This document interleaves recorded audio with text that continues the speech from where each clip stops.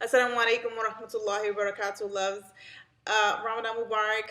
I can't believe I'm saying that for the last time, but it is a harsh reality we all had to face at some point. It is August 2nd, and it is time to start the last book of our Ramadan book club. The last book, it's just, I don't like saying it. I love Ramadan. I love the energy and the you know the love that surrounds this ummah at this time. It's beautiful to see, and I just hate to, I mean, not that it's gonna go away, but Shaitan, he get let loose, and some of y'all be forgetting, sometimes that we supposed to be acting like Muslims. Don't mind me. I'm trying to, it's like happy, sad right now. So I'm kind of going through some schizophrenic moments. Anyway, last week's book, let's review, was 20 Pieces of Advice to My Sister Before Marriage. I thought it was a great book. I gave it 4 out of 5 stars, but not because it was missing something, only because for me, I'm already married. So it was more like a refresher for me. For you may not be married, or you may, be getting ready to get married, and you probably gave it 5 out of 5 stars, which is great, alhamdulillah. But for me personally, there were just reminders of things that I myself as a wife need to work on. Like they had this section in here about having patience with your husband's flaws while recognizing and trying to get rid of your own. And me, mashallah, that's something I need to work on as a wife. I know personally, I catch attitudes. Ziza will catch an attitude quick. Okay, it's not. It may not be correct, but that's just who I am. And my husband is patient with it. But I mean, he'll say something, and I'll be like, you better get your life because you said something about my mama yesterday. But then I have to snap back and remember that that's not how you have a healthy marriage. It's not how you have a good relationship with your husband. Sometimes you have to humble yourself, especially when you're wrong. So, I mean, not that I'm wrong, like a lot, but it gets back to the point.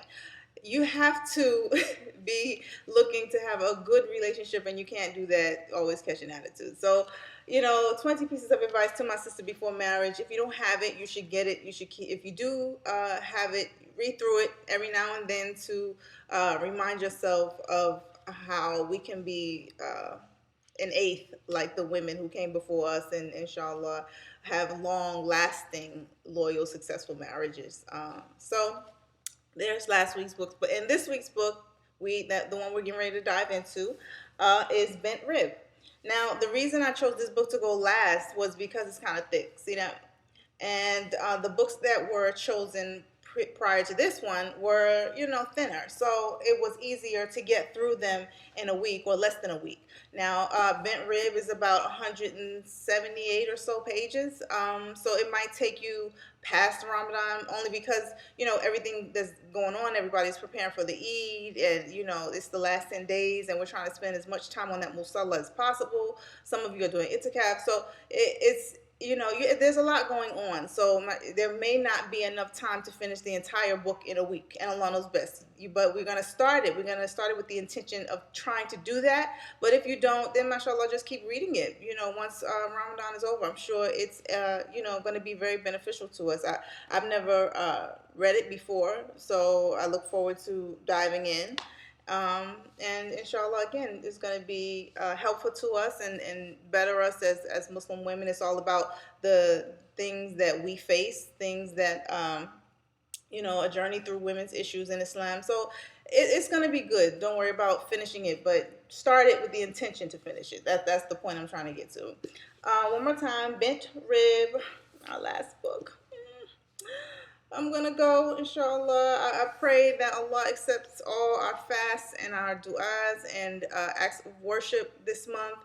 I pray that He hears us. Of course, He's gonna hear us, but I pray that He answers us, the prayers that we make on Laylatul Qadr, and that He blesses us with everything that we ask of Him, and that the things that He doesn't, I pray that He allows us to realize that it wasn't the time for that, and I pray that He just allows these books that we are reading and that we continue to read to be beneficial knowledge, allows it to stick in our minds and help us be better women, help us be better Muslim women, because that's the point in the end.